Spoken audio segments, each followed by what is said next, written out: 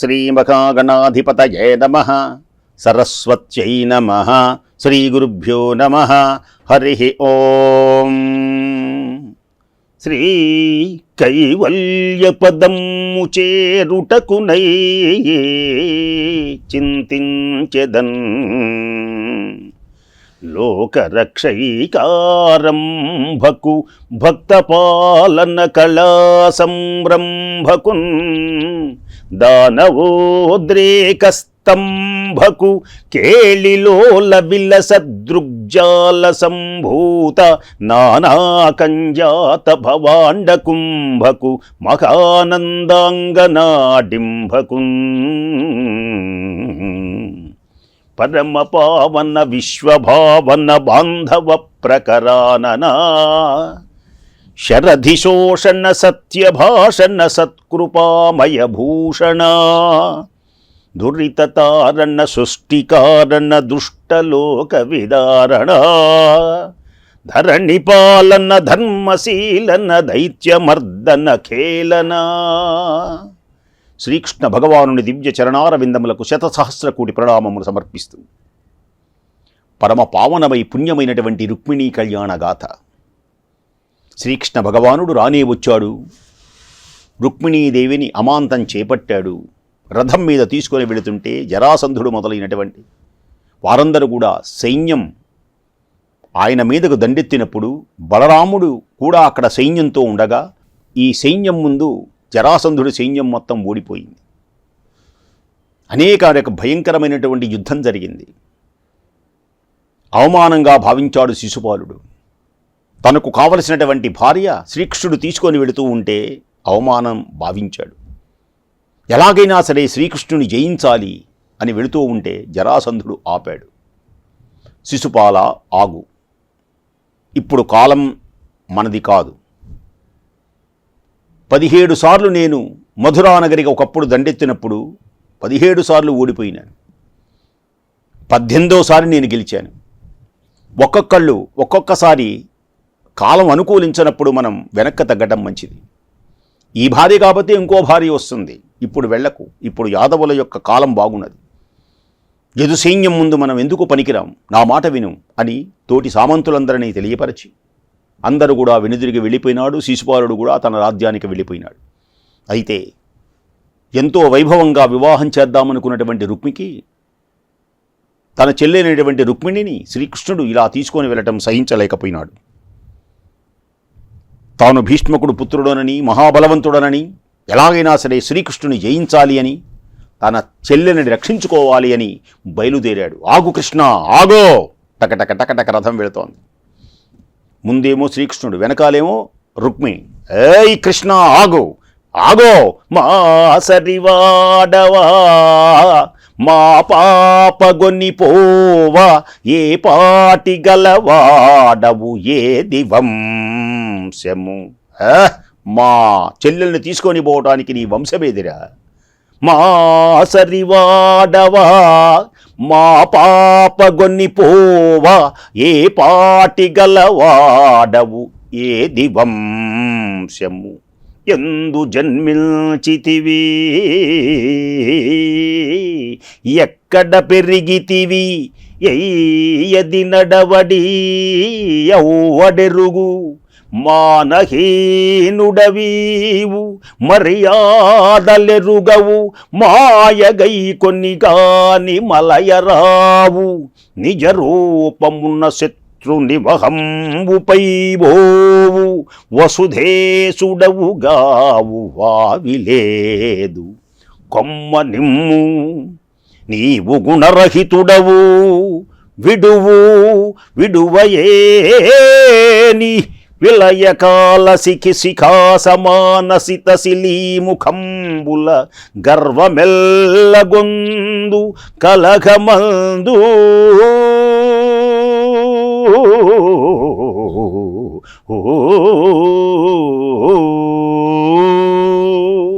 అగ్నిజ్వాలలతో సమానమైనటువంటి బాణాలతో కథనరంగంలో నీ గర్వం సర్వం హరించి వేస్తాను అని రుక్మి పలుకుతూ ఉంటే శ్రీకృష్ణ పరమాత్మ అవి వింటున్నాడు, చిరునవ్వులు చిందిస్తున్నాడు. ఒక బాణంతో అతని యొక్క ధనస్సుని విరగగొట్టాడు. 6 బాణాలతో దేహంలో తూట్లు పొడిచాడు. 8 అమ్ములతో రథాశ్వములను కూల్చివేశాడు. 2 సాయకాలతో 2 బాణాలతో సారథిని చంపివేశాడు. 3 వాడి బాణాలతో టెక్కం, ఆ టెక్కెం ఉంటుంది రథం మీద, టెక్కెం ఖండించాడు. రుక్మి వేరొక ధనువు అందుకోగా దానిని విరగొట్టాడు. మరొక చాపం ధరిస్తే దాన్ని ముక్కలు చేశాడు. క్రమంగా పట్టినటువంటి రుక్మి పట్టుకున్నటువంటి పరిఘలు, శూలం, అసి, శక్తి, డాలు, తోమరం అన్ని ఆయుధాలని తునాతునకలు చేశాడు శ్రీకృష్ణుడు. ఎన్ని ఆయుధాలు ఎత్తాడో అన్నీ ముక్కలైపోయినాయి. అంతటితో రుక్మిణి తనివి తీరా రుక్మిణికి ఇంకా ఆనంద పారవస్యంతో రుక్మిణీదేవి భయంతో చూస్తున్నది. శ్రీకృష్ణుడు ఆనందంతో బాణాలేస్తున్నాడు. రుక్మి ఓడిపోతున్నప్పటికీ రుక్మి తనివి తీరలేదు. ఇంకా కృష్ణుని జయించాలనే కారు చిచ్చులా కత్తిని బూని కమలాక్షుని మీదకు వచ్చాడు. శ్రీకృష్ణుడు ఆ కత్తిని కవచాన్ని పొడి చేశాడు. వర నుంచి ఇంకొక ఖడ్గాన్ని దూశాడు. అమాంతం ఒక్కసారి అలా కాంతులు మెరుస్తూ ఉంటే దూకుతున్నటువంటి రుక్మి అనేటువంటి ఆ వ్యక్తి మీదకు శ్రీకృష్ణుడు తన వరలో నుంచి కత్తిని తీశాడు. తలతలలాడుతున్నటువంటి కత్తి ఆవేశంతో రుక్మి యొక్క తలను నరుకుదామనుకున్నాడు శ్రీకృష్ణ భగవానుడు. వెంటనే రుక్మిణీదేవి గబగబా వచ్చి చెయ్యి పట్టుకొని ప్రాణేశ్వరుని పాదపద్మములు పట్టుకున్నది. స్వామి, స్వామి, ఆగండి, ఆగండి, మా అన్నయ్య సత్పురుషులు శ్లాఘించేటువంటి కీర్తితో పొందేటువంటి మహానుభావుడవు నీవు. సకల భువనాలు బ్రోచేటువంటి వాడవు నీవు. ఈశ్వరా, హే కృష్ణ, కృష్ణ, కృష్ణ, కాపాడు, కాపాడు, నీవు దేవదేవుడవు అని నిశ్చయించలేక సకలమును కాపాడగలిగినటువంటి వాడివని, పరాక్రమవంతుడవని, లోకరక్షకుడవని గ్రహించలేక మా అన్నయ్య రుక్మి ఇప్పుడు నీ పట్ల అపచారం చేశాడు. దిక్కులేని వారికి దిక్కు నీవే స్వామి. జయ జనార్దన కృష్ణ రాధికాపతే నందనందన కృష్ణ రుక్మిణీపతే. మహానుభావ, దయకు నిలయమైనటువంటి వాడా, నన్ను ఆదరించు, మా అన్నను కాపాడు, మా అన్నను కాపాడు స్వామి అని రుక్మిణీదేవి శ్రీకృష్ణ భగవానుడు వేడుకున్నది. నాథ, నా అన్న దోషకారి కాడని మనవి చేయటం లేదు, నా అన్న తప్పు చెయ్యలేదు అని నేనంటం లేదు. ఇతడు నిజంగా దుష్టుడే, కానీ జగన్నాయకుడైనటువంటి జగన్నాథుడవు నీవు, అచ్యుతుడవు నీవు, మాకు అల్లుడైనావు. మేము అదృష్టవంతులమని సంతోషించే మా జననీ జనకులు ఇప్పుడు మీరు మాకు అల్లుడైనారు కదా, మా తల్లిదండ్రులు ఆనందిస్తారు కదా, నా కుమార్తె కోరుకున్న భర్త వచ్చాడు కదా, శ్రీకృష్ణుడు వచ్చాడు కదా, శ్రీకృష్ణుడు అల్లుడైనాడు కదా అని ఆనందించేటువంటి సమయంలో నా తల్లిదండ్రులకు పుత్రశోకాన్ని కలిగించద్దు స్వామి ఈ ఆనంద సమయంలో అని డగ్గుత్తికతో, అతి భయంతో, కంపితమైనటువంటి దేహంతో, వినతశ్రాంత ముఖంతో, శృతి చలద్వేణీ కలాపంబుతో, కనుదోయిలో బాష్పములు అలా దొల్లుతూ ఉంటే ఆ కన్యా లలామ మ్రొక్కినది శ్రీకృష్ణ భగవానునికి. నారాయణునికి నమస్కరించింది, ప్రార్థించింది. కన్నులలో మిన్న అయినటువంటి అందమైనటువంటిది, కన్యలలో మిన్న, అందరిలో గొప్పది రుక్మిణీదేవి. ఆమె శ్రీకృష్ణుని పాదాలు పట్టుకుని రుక్మిణి గద్గదమైనటువంటి కంఠస్వరంతో నా అన్నను రక్షించమని వేడుకున్నది. మిక్కిలి భయం వల్ల వణుకుతున్నటువంటి శరీరంతో, వాడిన వంచిన ముఖంతో, చెవుల మీదకి పడుతున్న జడ వెంట్రుకలతో, కనుకొలకులలో తొనికిసలాడేటువంటి కన్నీళ్లతో నారాయణునికి నమస్కరించింది. దివ్య తేజో విరాజితుడైనటువంటి దేవకీనందనుడు రుక్మిణి ఖడ్గంతో ఖండించక ఆ కత్తిని తన వరలో పెట్టేశాడు. రుక్మిణీదేవి అన్నైనటువంటి రుక్మిణి సంహరించలేదు. యదువల్లభుడు రుక్మిణి అంటే రుక్మిణీదేవి యొక్క అన్నయ్యను చంపకుండా దగ్గరకు పిలిచాడు. బావా, చిరునవ్వు నవ్వుతూ దగ్గరకు తీసుకున్నాడు. వారిని బంధించాడు. జాగ్రత్తగా మళ్ళీ కత్తి తీశాడు. కత్తి తీసి గడ్డం, మీసం, తల కత్తితో పాయలు పాయలుగా గురిగి కురూపిని చేశాడు. ఒక ప్రక్క మొత్తం గురిగేశాడు, ఒక పక్క మీసం మొత్తం గురిగేశాడు, ఒక ప్రక్క ఇదంతా. ఎప్పుడైతే కురూపిని కావించాడు, ఆ సమయంలో యదువీరులు శత్రు సైన్యాన్ని తరిమి తరిమి పారదూరారు. అప్పుడు రుక్మిణి చూశాడు. కమలాక్షునితో అంటున్నాడు, ఇక నువ్వు చంపకు, ఏమీ చెయ్యకు, ఇప్పటికే చాలా చేశావు. ఉత్తమములైనటువంటి వ్యక్తులకు, ఉత్తములైనటువంటి పరాక్రమవంతులైనటువంటి వ్యక్తులకు ఆ తల గొరుగుట, మీసము కూడా తీయుట, ఇది తల తీసిన దానికంటే గొప్పది. ఈ తల తీస్తాను, తీసినట్లే ఇప్పుడు. తలమనక భీష్మనందను, తలమనక భీష్మనందను, తలయున్ను మూతియున్ను గొర్రుగన్ తగవే. బంధున్ తలయున్ను మూతియు గొరుగుట, తల తరుగుట కంటే తుచ్చతరము మహాత్మా. ఇతన్ని దూరంగా వెళ్ళి పొమ్మని చెప్పక తలా మూతి గొరగటం నీకు న్యాయమా కృష్ణ? చుట్టమైనటువంటి వాని యొక్క తలా మూతి గొరగటం తల నరకటం కంటే మిక్కిలి నీచమైనటువంటిది. కాబట్టి ఆది మధ్యాంతరరహిత, శత్రువులని కొందరికి కీడు చేయవు. నీది చాలా విచిత్రం. మిత్రులని మరికొందరికి మేలు గూర్పవు. అసలు నువ్వు ఎవరికి ఏమి చేస్తావో ఎవరికీ తెలియదు. ఒక్కొక్కసారి శత్రువులని ఎంతో ప్రేమగా చూసుకుంటావు, మిత్రుడు అని వాడిని దూరంగానూ ఉంచుతావు. అసలు ఎందుకు ఇలా చేస్తున్నావు? ఏమిటి విశేషం? మాకు అర్థం కాదు. వాస్తవంగా నువ్వు అందరి ఎదుట సమానమైనటువంటి భావంతో మెలుగుతావు కృష్ణ. మరి ఈ భేదబుద్ధి నీకెందుకు? రుక్మిణీదేవిని అవలోకించి బలరాముడు ఇలాగా అచ్యుతుని ఆదరించి, బలరాముడు తన మరదలైనటువంటి రుక్మిణీదేవితో పలుకుతున్నాడు, అమ్మా, అగ్రజుని అవమానించాడని ఖేదంతో శ్రీకృష్ణుని నిందించవద్దు. మీ అన్నయ్యను ఇంత అవమానించాడని శ్రీకృష్ణుని భేదభావంతో చూడకమ్మా. గత జన్మలో చేసినటువంటి కర్మలు ఈ జీవులు మంచి చెడులు అనుభవిస్తూ ఉంటారు. ఆయన చేసుకున్న పని వల్ల అలా జరిగింది. తెలిసిన శిక్షించడానికి, రక్షించడానికి ఒక కర్త ఉంటాడు. ఎవరెవరిని శిక్షించాలో, ఎవరెవరిని రక్షించాలో, ధర్మాన్ని ఎలా ప్రతిష్ఠించాలో భగవంతునికి ఒక్కడికే తెలుసు.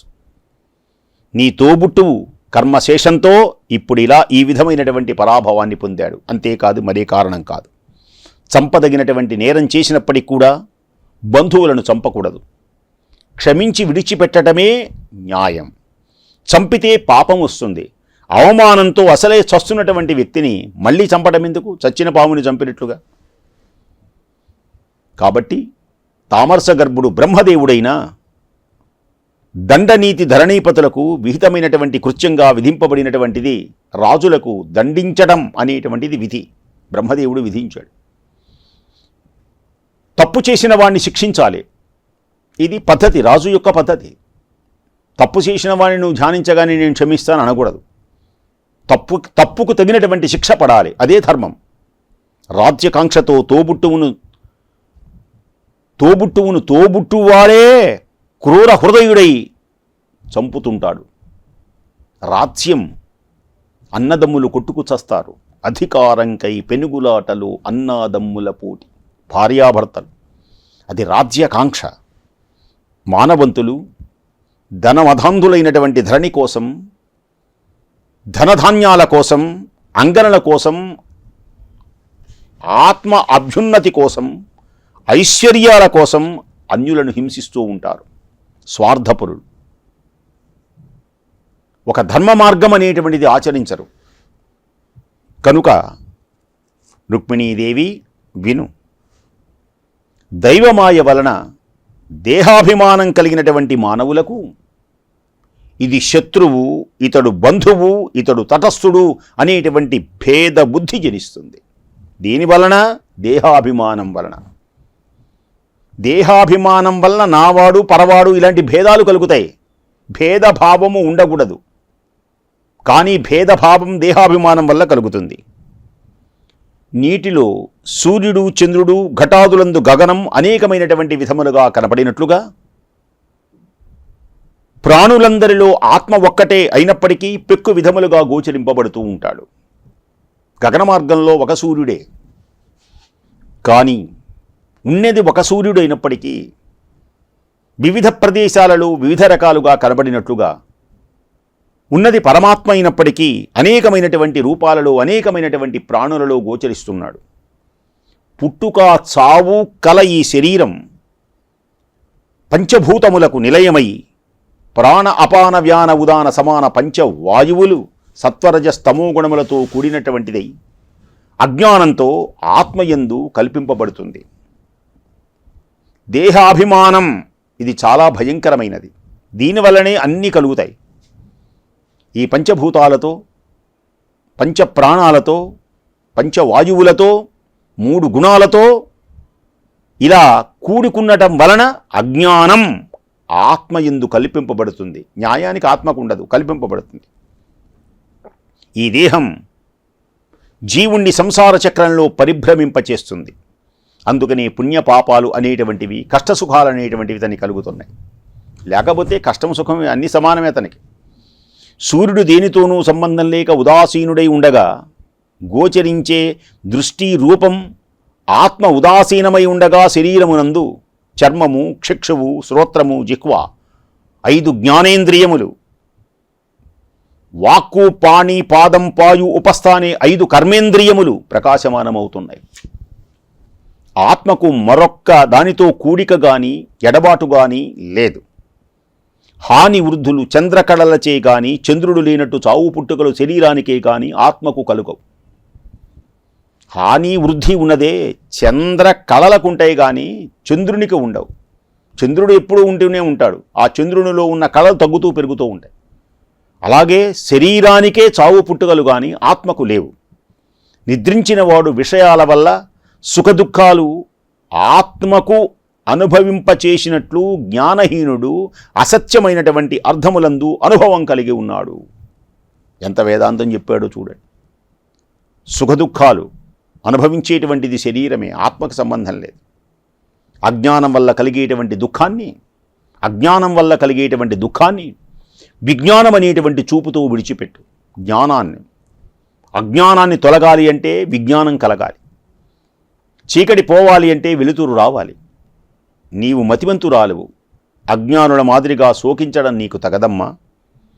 బలభద్రుడు చక్కని ప్రబోధం చేశాడు రుక్మిణీదేవికి. రుక్మిణీదేవి విచారం విడిచిపెట్టింది. ఇది ఇట్లుంటే ప్రాణాలతో వదిలిపెట్టబడినటువంటి రుక్మి తన వికార రూపాన్ని పరితపిస్తూ శౌరిని జయించిన గాని కుండిన నగరం ప్రవేశించనని ప్రతిజ్ఞ పట్టి పట్టణ సమీపంలోనే ఉండిపోయినాడు ఆయన. అవమానం. ఏ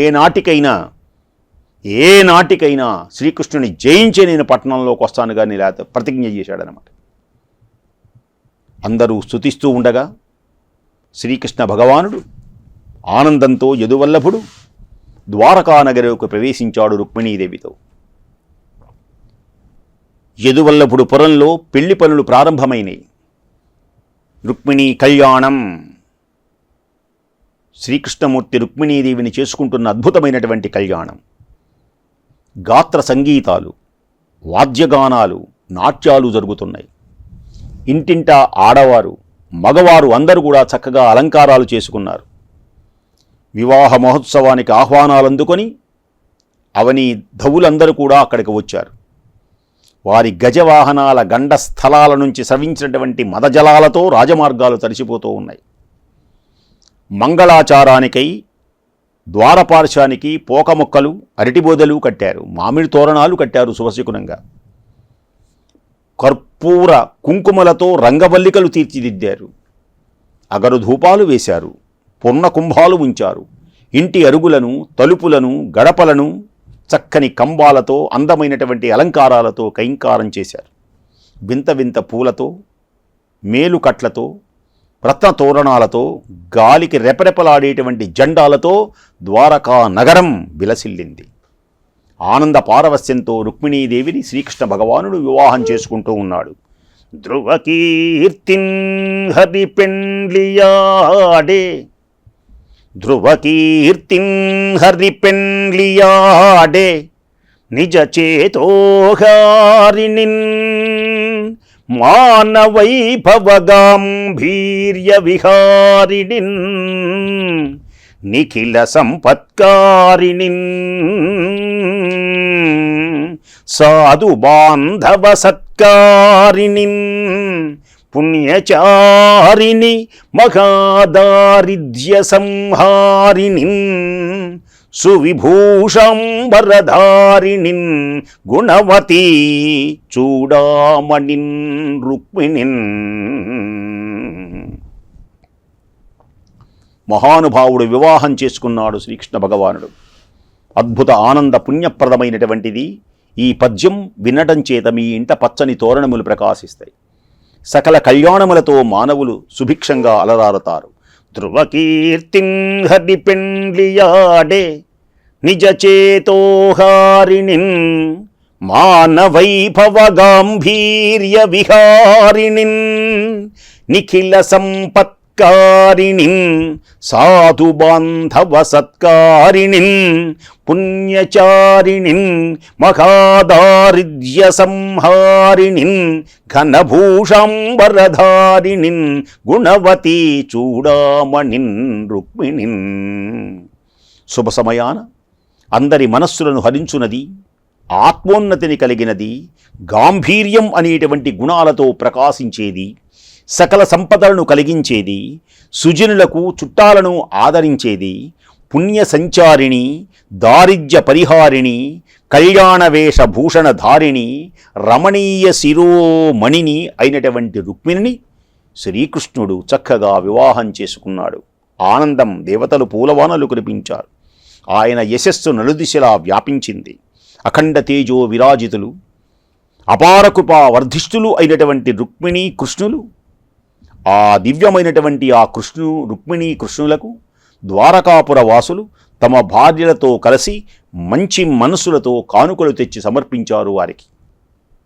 ముకుందుడు వివాహానికి కేకయ, కురు, సృంజన, అలాగే యదు, విదర్భ, కుంతి దేశాల రాజులు ఇతర రాజుల కంటే అపరితమైనటువంటి ఆనందాన్ని అనుభవించారు వాళ్ళందరూ కూడా.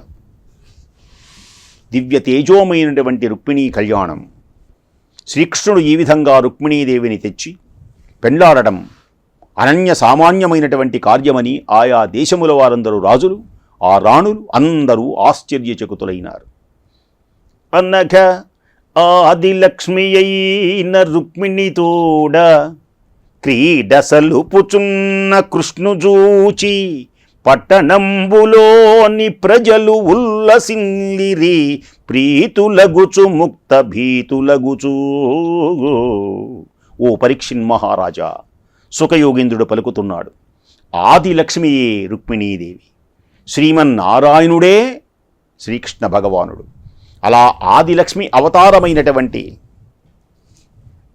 నల్లని దేహము కలిగినటువంటి శ్రీకృష్ణుని చూచి పట్టణంలో ఉన్నటువంటి వారందరూ కూడా భయమును విననాడి ఎంతో సంతోషంతో విలసిల్లారు. సుఖయోగీంద్రుడు అద్భుతమైనటువంటి రీతిలో పరీక్షిన్ మహారాజుకు తెలియజేసే సుందర అద్భుతమైనటువంటి మాటలు చెబుతున్నాడు. రుక్మిణి కళ్యాణ గాథను నీకు వినిపించాను. భూమండలాన్ని రక్షించటంలో ఆసక్తి కలిగినటువంటి మహానుభావుడు, తేజోమయమైనటువంటి ఆ శ్రీకృష్ణ భగవానుడు రుక్మిణీదేవి సవితుడై ఆనంద పారవస్యంతో లక్ష్మీనారాయణునులా శోభించారు. అలాంటి రుక్మిణీ దివ్యమైనటువంటి శ్రీకృష్ణుల యొక్క కళ్యాణమును పారాయణ చెయ్యాలి. పెళ్ళిళ్ళు కానివారు గనక పారాయణ చేస్తే పెళ్ళిళ్ళు అవుతాయి. ముఖ్యంగా స్త్రీలు అనుకున్నటువంటి యోగ్యుడైనటువంటి భర్త వస్తాడు.